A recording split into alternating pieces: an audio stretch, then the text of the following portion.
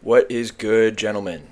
Today we are going to be talking through the initial set of wide receiver rankings for fantasy this year. So yeah, we're here. We're in the season. We're doing it. We're going to go through top 12 today in my PPR rankings for May 2026. Obviously, this stuff will evolve over the course of the summer.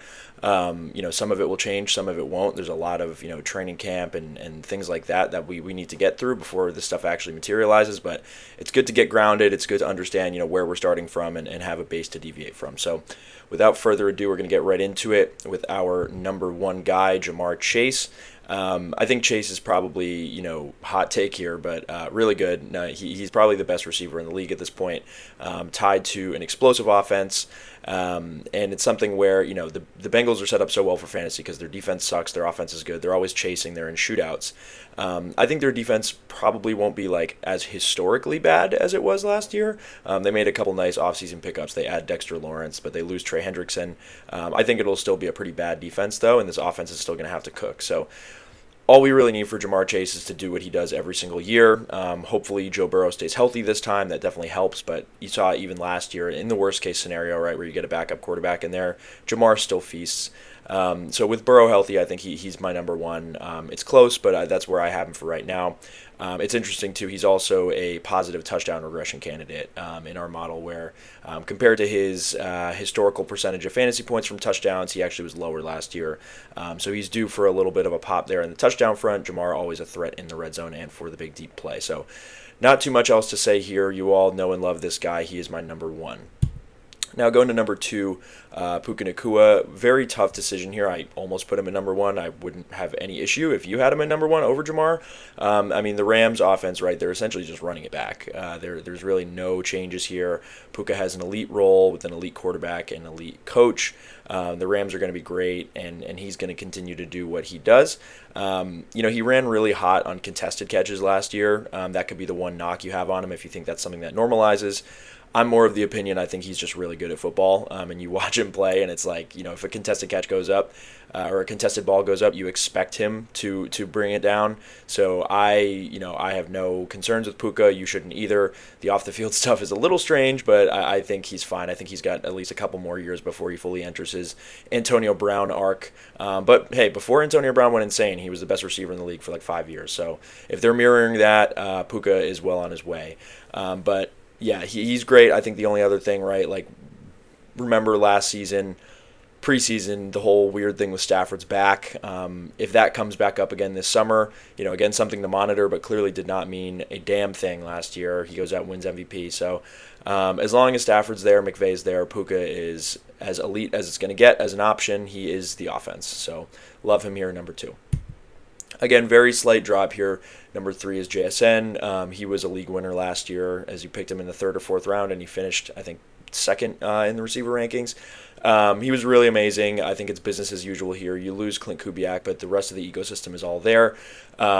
He was historically efficient last year, especially on the deep ball with Sam Darnold. So that's something where, hey, maybe if the deep ball is a little less efficient, that's something where he gets a tick down. But I also would say their pass volume was also insanely low. And they're probably, just by the law of averages, they're probably going to have to throw the ball a little bit more this year. The odds that they're going to just blow every other team out of the water as much as they did this past season with that amazing defense and running game, probably just a little bit lower. I don't think Seattle's going to be bad by any stretch, but just generally that's how those things work. So if they have to throw the ball a little bit more, a little more pass volume, JSN becomes even more safe, right? Like he is the clear first read option on pretty much every pass play they have. They're looking to get him the ball, and he's awesome. So I think the only thing that keeps him slightly below Ja'Marr and Puka is, they've just done it for more years, right? Like last year was JSN's first true elite season, and he's on his way up. I think, if you want to have him at one after what he did last year, I wouldn't fault you for it. But he's right in the mix with these guys. I think this is, kind of the elite tier of three, but I definitely feel most comfortable with JSN at 3 out of those. At number 4, this is where I deviate a little bit, I think, from the consensus. I have Justin Jefferson here, and I'm going to be targeting him a good bit in drafts this year. This is a guy that I am very confident in the bounce back on. I think the scary portion of last season, right, obviously you think about J.J. McCarthy kind of ruining his season. To think about just how bad J.J. was, right? Like Jefferson, you think of him as a guy being quarterback proof, and that's kind of how I thought about him last year. I was like, I don't know how J.J. is going to be, but Jefferson is generally he's gotten it done with shitty quarterback play his whole career. And that is true. Just J.J. was like a next level of bad. Where with J.J. McCarthy on the field, Justin Jefferson, he was averaging 4 catches for 54 yards a game, right? Like, for him, insanely bad. Like, that sucks. With other Vikings quarterbacks last year, so I wouldn't even call this average quarterback play, right? It's just non-JJ. He was getting 6 for 73, which again is still not like the best in the world, but it's significantly better than the JJ stuff, and that's with Max Brosmer and Carson Wentz, like guys who are also ass, just not as ass as JJ. That was a 1250-yard pace, and the offense sucked, and he wasn't getting touchdowns. So he's another positive touchdown regression guy. He actually pops the highest in the model for positive touchdown regression. And now you bring in Kyler, and I'm going to choose to believe in Kyler, man. Do I think he's going to be like elite? No, but I think a couple things can be true, right? Kyler has supported elite wide receiver ones in his fantasy career with DeAndre Hopkins in Arizona. He will hyper-target a really good receiver if he has one, and this is probably the best receiver he's had. I think Jefferson is probably even better than Prime D-Hop. And he gets the best offensive coach by far that he's ever had. Kyler, I mean, he's fun to hate on, but like he has kind of gotten a short end of the stick in terms of coaching. Now he gets Kevin O'Connell, the quarterback guru, right? He has turned pretty much every quarterback that he's brought in there around into something, who puts up stats, who looks really good. Again, outside of JJ, he might just really be that bad, and I'm choosing to believe that because I have eyes. He's done it for Sam Darnold. He did it for, got Kirk Cousins paid. He made Case Keenum look really good. Like, he's in there doing that for these guys. So I believe in Kyler at least to be competent, right? Like, he doesn't need to be elite for Jefferson to pay off here. If he's even a league average quarterback and can funnel the ball to Jefferson and get that touchdown number back up, he's well worth this cost and could easily finish number 1. So that's why I have him here at 4. Definitely want to be aggressive on Jefferson in first rounds this year. I feel very confident about that. We're getting a discount on a super elite guy that you normally would not, just purely based off a situation that is not going to be replicated next year. So very high on Jefferson. Number 5 is Amon-Ra St. Brown. He is the model of consistency, right? He's finished at wide receiver 3 straight seasons. Really nothing changes here. They get a new offensive coordinator in Drew Petzing, but I don't think he's going to do anything to take the ball out of Amon-Ra's hands. I don't think he has the capability to finish number 1 just because we kind of see what he does. He doesn't have that like super elite, pop that he's going to go above everyone else, but he's going to be on the field and he's going to be producing at a very high level for you. So very, very safe pick. I think it depends on kind of your philosophy on these guys, whether you prefer him or a Jefferson. I wouldn't hate you having Amon-Ra over Jefferson, just if you prefer the safety of him. He's going to be really good. Kind of rinse and repeat here. Jared Goff is going to funnel him the ball. He's going to get targets in the slot. He's going to get a ton of catches. He's a red zone weapon for them. So love Amon-Ra. You really can't go wrong. I think that's a guy, if you're taking him at the back of round 1, maybe 1-2 turn, wherever he ends up, you feel very, very safe with an elite option in your wide receiver 1 spot. So big fan of Amon-Ra. Not much else to say there. You can rest easy with him as your wide receiver 1. Number 6 is CeeDee Lamb. This is one guy where, I feel very confidently about where I have him. I have no desire to move him up ahead of any of the guys we've talked about so far, but I also, as we'll get into the guys after him, I don't really think I would have a case to put him below any of the other guys we're going to talk about. So I think he's pretty firmly at 6 for me right now. Last season was a little bit of a down one for CD. I think, he was looking really good before the high ankle. That was, I think, week 5 or so. He missed a couple weeks, came back, was never really the same after that, and you see that with a lot of guys. So I think the injury derailed some of his efficiency for the rest of the year. The drops stuff was weird. I think that'll correct. He's too good of a player. We've seen it for many years now. I'm not really concerned. And I don't think he can be number 1 just because of George Pickens being there, which, again, like, their offense is super explosive, so that doesn't really matter. They can easily both be top 12. But yeah, I think the Dallas offense is just too insulated, right? Dak is super fantasy friendly as a quarterback. The offense is going to move the ball. Their defense, similar to Cincinnati, I think their defense is probably going to be slightly better, but I don't think it's going to be like league average to where they're going to have to stop pushing the ball downfield and have leads and hold teams down and play in defensive battles. Like, I don't think that's going to be Dallas's style. And the offense is just going to be explosive again. Everything is kind of set up the same way for them, and why would they change anything? The offense was awesome last year. It's really what they have to correct on the other side of things. So definitely high on CD, like him for this season. Now at number 7, I think this is where you can kind of make some arguments in a couple different places. For right now, I have Malik Nabers at 7, and I think this is one that could easily evolve over the summer for him. He had the super explosive elite rookie season with no quarterback play and an abysmal team. Now you get a competent coach. You have Jackson Dart coming in year 2, who showed a lot of promise in year 1, will easily be the best quarterback that Nabers has had.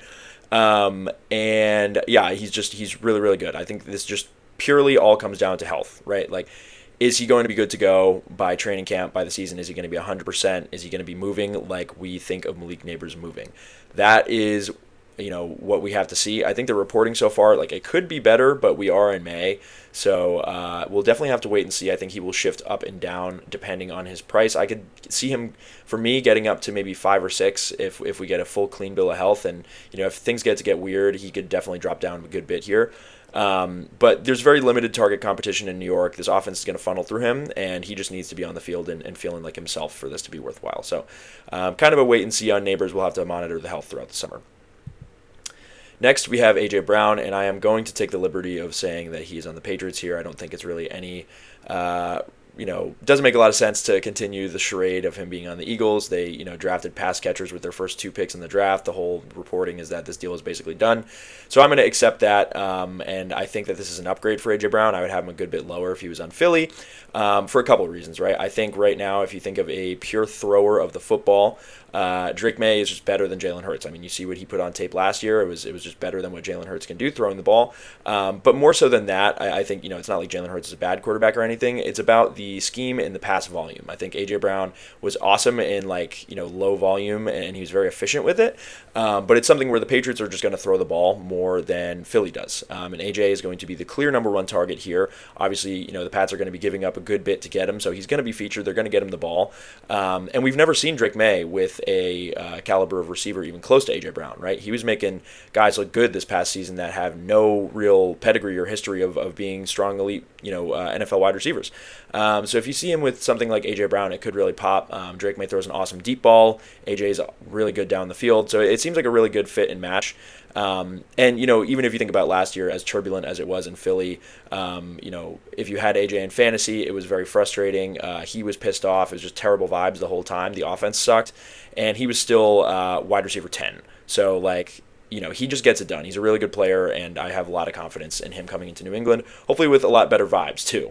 We don't need another year of grumpy A.J. Brown. So I have him here at 8. That might be a little bit aggressive, but I feel pretty confident about it. At number 9, I have Rashee Rice. And honestly, my first reaction to seeing him at 9 is I want him higher. I think I don't know how high I could go, but I think people are just not as comfortable as they should be, and I guess I'm telling on myself, as putting him really high just because of, I don't know what it is, the name, the pedigree, whatever, maybe some of the off-the-field stuff, but it's just simple. When he's on the field for the Chiefs, he is elite. He is really, really good. And nothing is going to change in that offense. There was a lot of smoke around maybe they take a wide receiver at 9, maybe they go trade for someone, whatever. The target competition is the exact same. He's going to be Mahomes' go-to target, probably even more so this year with another year of a Kelsey age decline. And he's just going to get peppered the ball, both in, on first downs, on third downs to move the sticks, in the red zone. He's just really good, right? He paced as wide receiver 4 overall last year in the 9 games that he played. He led the entire Kansas City team in red zone catches and targets, and he only played half the season. He's their guy when they get down to the goal line. When they do all their little bullshit, manufactured trick plays at the goal line, Rice is the guy who's receiving those. So he just has he's a very good player with a very elite role. I think that's the best way to describe it. But for Patrick Mahomes and the Chiefs offense, that's something that I'll sign up for any day. So I have Rice here at 9, and I might even get more aggressive on him as we get throughout the summer. Also to note, is he a good guy? No, but this is going to be the most normal offseason he's had throughout his career, right? There's no suspension looming. He's not coming off a big injury. Seems to be a pretty status quo offseason, which he hasn't even had, and he's been really good without that. So really like Rashee, and he may move up for me. Now we get to number 10. I think I'm probably a little bit lower than consensus on Drake London, and that is nothing against him. I still feel very strongly about him. I think if you have him as your wide receiver one, you should feel confident. The only worries for him are the quarterback play, where whether it's Penix or Tua, it's just, neither of those guys are very good, I don't think. And that's a concern. I think the quality of the offense, he's going to be peppered with targets, though. He's the clear number one guy there. And Drake London was great last year, even with Penix at quarterback. So not too much to say here. I think pretty business as usual for Drake, but I think his ceiling is just capped by the limited potency of this offense. So that's really where I land on it, but very confident with Drake London in the wide receiver one spot. Safe option to have.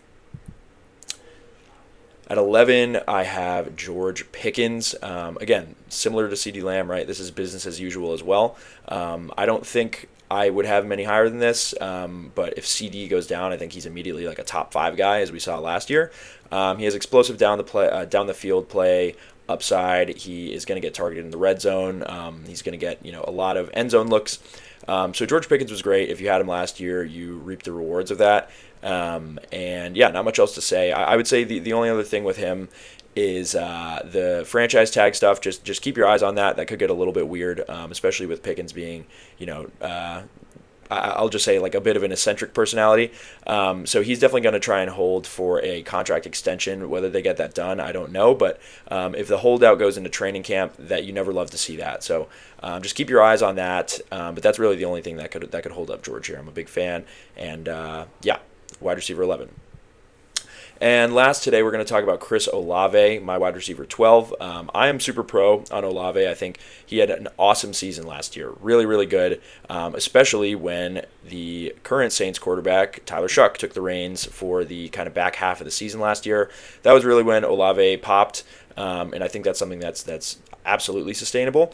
I love Kellen Moore as the coach and play caller here.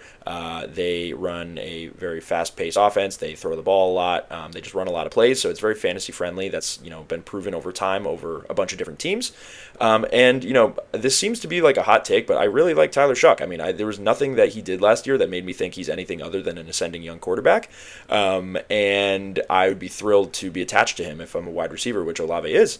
So yeah, I don't know. A lot of people just don't want to be super high on Shuck, and I'm not really sure why. I think maybe there's still some pre-draft bias where people hated him and they don't want to admit they were maybe wrong about it. But I mean, he looked awesome last year. I loved to watch Shuck play, and he funnels Olave the ball. I think getting someone like a Jordan Tyson in the draft doesn't hurt Olave at all. I think it just improves the floor of the offense. You have another viable receiving target to move the ball down the field more.